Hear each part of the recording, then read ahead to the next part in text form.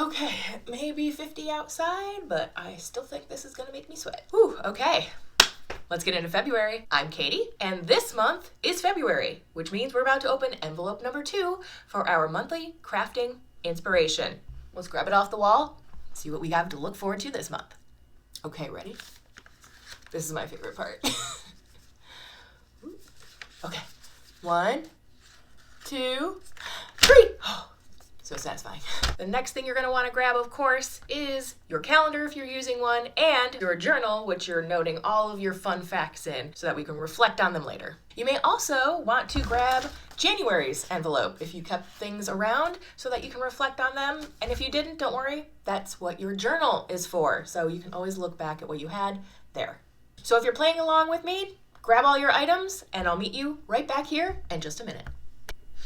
So now that you have all of your items to reflect back on, the first thing to reflect on is January. You know, the month that seemed like it went for a year. You know what happened. It's a shit show, and it's probably going to keep being a shit show. So January, full of horrible weather, atrocious actions, and poor excuses. It's not hard to see how all of the outside chaos can easily soak in to create a despair, heaviness in the body, and kind of stifle creativity. However, often when we're put in a corner or put in times of stress, we actually have a creative spark. This is how craftivism came about, because it was a way for us to do something, help people with our own hands right now. This isn't the first time we've seen this. There's been so many ways that crafting has come in to where politics intercedes, because guess what? That's people. But what happens when you've made the hats and you're like, I still have all this energy and no place for it to go? Well, I have the perfect little solution for you. It's super simple. Anyone can do it, and I'll show you at the end. So before we open February, let's just reflect back on what the contents of January was. Now remember, we want to reflect on the intention, right? So my intention for the whole year was I craft with passion and community. I had gotten the 3 of Pentacles, the Rat's Doodle, the color Charcoal, number 98, and the Come To Me oil. So now that we've reflected on the greater chaos of the world, we can now look at our own inner chaos. January for me had a mix of challenges and successes. My father ended up having back surgery. It went really well. Of course, he had a recovery period of a couple of weeks. Now he's in great shape. So we're all very excited for him to feel better as the year goes on. So I think that the charcoal color, especially, I kept thinking all month, like, this is my strength. I wore a lot of gray because of that, just to try to like neutralize emotions, stay grounded, and I feel like that color really helped me this month. The other 3 items, I think perhaps this is coming later. So one thing I'm working on is the return of my podcast this year, and it's going to be a little bit different than it has in the past. And part of that is going to be filmed on location at, spoiler alert, the Fiber Witch Festival in Salem. More information on that coming soon. So I think that these 3 items here, the Come To Me oil, the Doodle Rats, the 3 of Pentacles, all of these are like a bringing together of a community. And that's actually what I'm trying to do with this podcast. So I'm interested to see now what February holds, to see how it might add layers on top of that. I outlined everything here, so I have like what the tarot card's gonna be, what the doodle, the color, the spell card, so that when I get them all, I can add notes, much like I did in January. So here I did the same thing. I added some notes. I also added some room for reflections here, so after what we just talked about, I'm probably gonna add those notes, and then that will help me remember later. Without any further ado, let's open February. So how will February interact with my passion of crafting and community?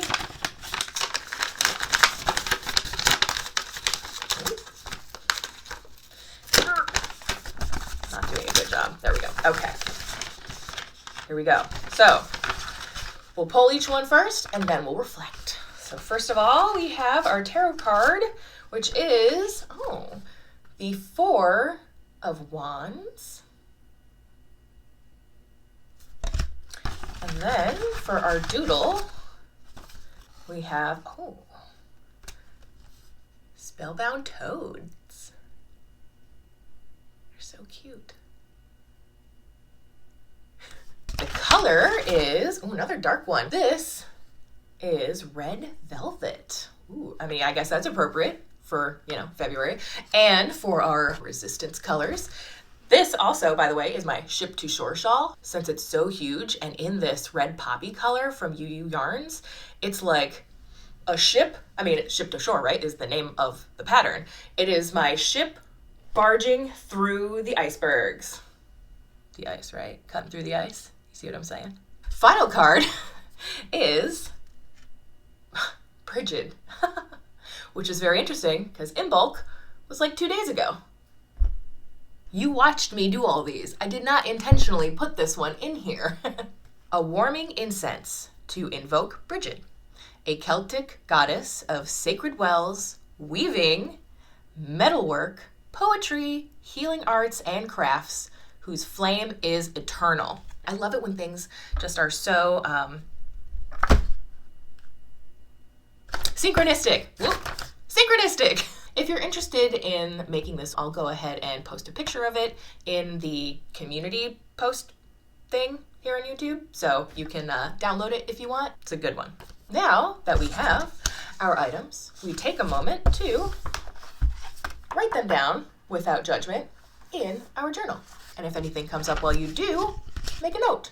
I feel like where January was like a kickoff of energy, February is just like January Junior. It's just like a freight train rolling right through it. We're not stopping at any place, we're just going through. So now that we have everything written down, we're going to do a little bit of research on what each one of these items means as applied to our intention. Because without intention, it could go in any direction. The Four of Wands, with my intention of crafting with community, building passion, could not be a more perfect card. According to my favorite tarot interpreter, Elliot Oracle, he would say that the Four of Wands is for celebrating life's joyful moments and honoring your achievements, which I feel like is something we should all do. Just think about the first time you did your craft and how homemade that item might have looked compared to what you make now. You have made such progress. Even if you're still in the beginning stages, compared to the knowing nothing stage that most people are at, you look like a magician. And that's the magic of making. People who can't do it think you're amazing. And to be fair, you are. So maybe we should all spend more time with our fellow crafters so that when we're feeling a little low, these are people who can help us lean on, they can bring us up, and ultimately just being able to shoot the shit with someone, even if you can't solve anything, does help. This month, I challenge you to have some fun for no reason. Next up, we're gonna look at the toad. I love this so much. So, symbolically, toads are very interesting. Fertility, luck, rebirth, hidden wisdom. It can also be protection. It can also be transformation, transmutation. Who hasn't wished they could turn someone into a toad? That is often the witch's punishment, traditionally anyway. Maybe that's a sign that, again, we should look within to realize our own inner strengths. I might also take this as a sign that with the rebirth symbology and everything, if you're currently working on a project that you don't enjoy working on, rip it out. You're in control. You can do whatever you want. Nobody's like grading you on your knitting or your crochet. I don't think. Are they? Okay, next up we have red velvet, which, as I mentioned before, first we can start with the number 5 being associated with it. So challenge, energy, but passionate. Like two people talking about sports, but they're liking two different teams. So maybe you're talking to someone who really loves knitting, but you love to crochet, and you're realizing you both love yarn so much. It's like heated, but it's not really. You're just sharing how passionate you are with this other person. And it could be observed by other people, like maybe they're fighting, but it's really the passion that's coming through. Like, this is something you love doing, and you're happy to share it with them and collaborate. So maybe that's actually the energy. Maybe it's collaboration instead of challenge. So collaborate this month with someone who really enjoys what you love, because that will make it even more intense, even more exciting. This is a person that maybe you want to do the doing fun for no reason activity. Our last card to review is, of course, the Bridget card. Fire energy, obviously, is the big one here. And that means transformation. And it also means education. So like things coming to light, right? I also feel like my plans for the podcast and the upcoming festival, they're all going to be igniting, coming to light. And that's sort of how I'm sensing this energy in terms of I craft with passion and community. But it could be different based on what your intention is, as with all of these items. So this is the part where I ask you to comment below if you'd like to share how yours was different, whether you're using my cards or not to interpret your intention, or maybe you're doing them all on your own. I'd love to hear what you got for this month. So now that we have opened all of our items and we've done some reflection on what they could mean in terms of our intention, I'm going to offer you 3 journaling questions to help you mull things over. Number 1, what is asking for more attention or care? Number 2, where am I starting to feel momentum, even subtly?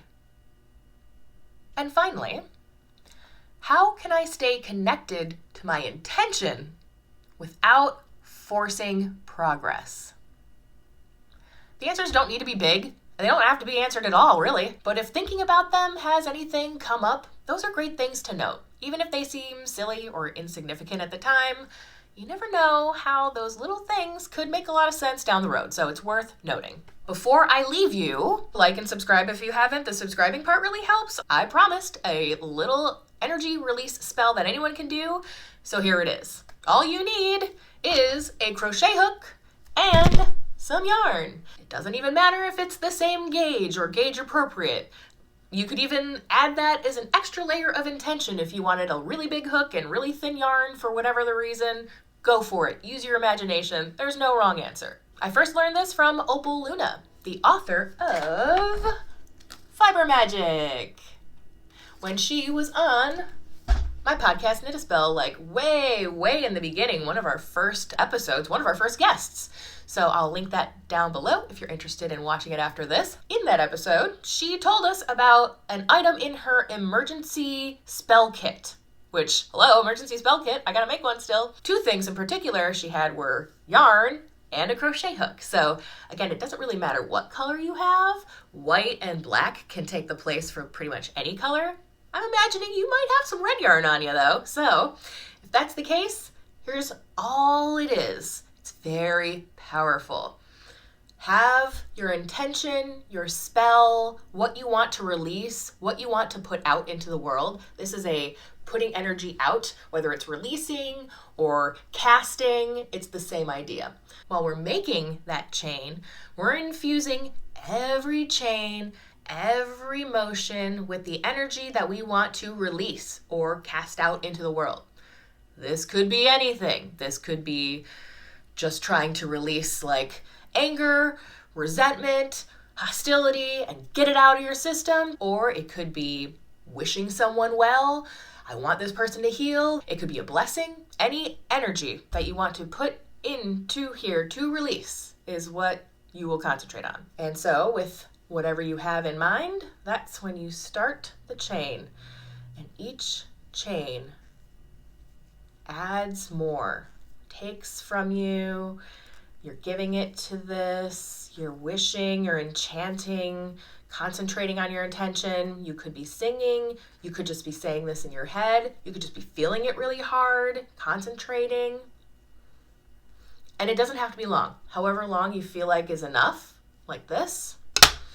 Take the hook out, grab the end where it's the working yarn, and we're just gonna pull and release this. So take a minute, then very satisfying. I hope you find that crochet chain energy release spell helpful. Let me know if you have ever heard of this before, or if you have used this technique before, or if you're going to use the technique. I'd be very interested. And if you want to learn more, you can always check out Fiber Magic from the link below. I have it from a non-Amazon source. Well, there's February for you. I sure hope you enjoyed this video and are continuing to enjoy this series. I would love to hear your feedback, what you got in your envelope. This is part of an ongoing monthly series, remember? So if you are practicing along with me, be sure to subscribe.